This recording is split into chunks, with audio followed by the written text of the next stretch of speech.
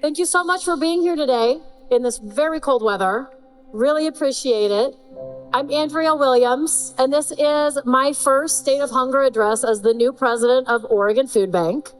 I'm 1 month in. Thank you.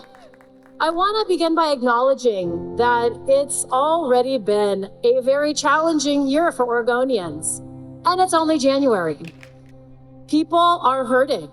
Rent is high, food is ever more expensive, and of course, many families are living in fear and uncertainty due to the recent changes coming from our federal government. We know that when times are tough, it's also an opportunity for us to come together. With our community at Oregon Food Bank, we are rising for all to meet the challenges and opportunities ahead, to ensure that every Oregonian has access to the food and the resources they need to thrive. I want to share some critical data about hunger today. In Oregon, 1 in 8 people experience hunger, and 1 in 6 kids don't have enough to eat. This growing need is reflected in what we are experiencing at food banks across Oregon.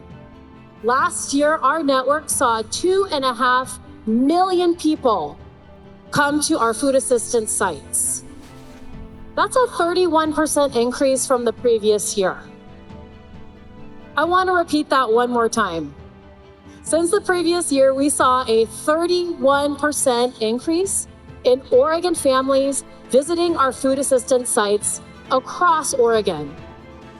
While our network sourced and distributed over 91 million meals, that's almost 110 million pounds of food, we've learned that it's not enough.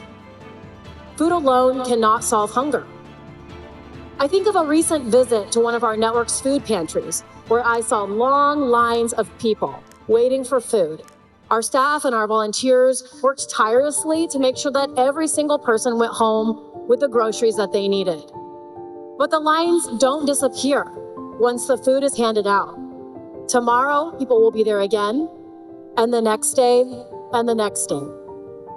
This is a critical reminder that Oregon Food Bank and our network of regional food banks can and will do everything in our power to feed individuals and families today.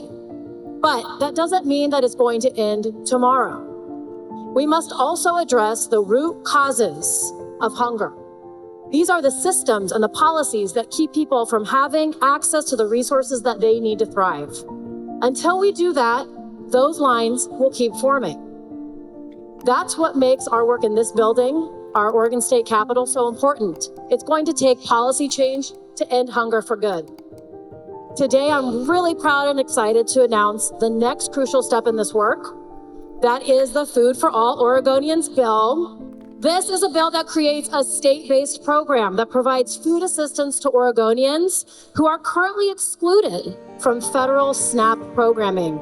These are mostly our immigrant and refugee communities who play such a vital role in Oregon's economy, in our culture, and our communities. This bill has very strong community support.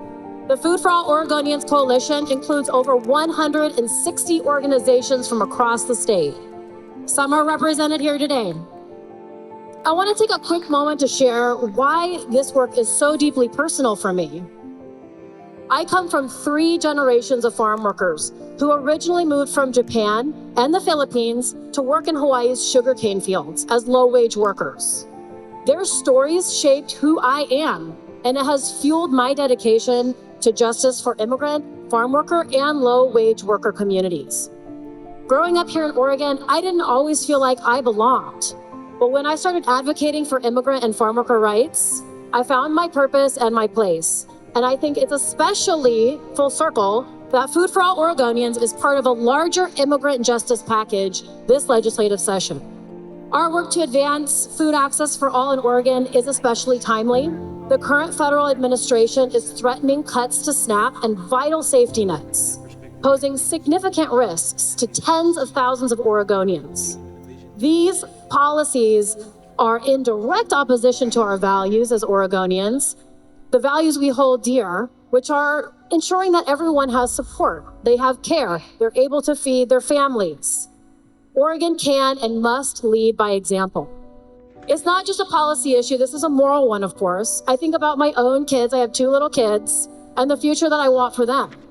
I want their home to be a state where hunger is not a reality for any child, no matter their background, no matter where they were born, no matter their immigration status.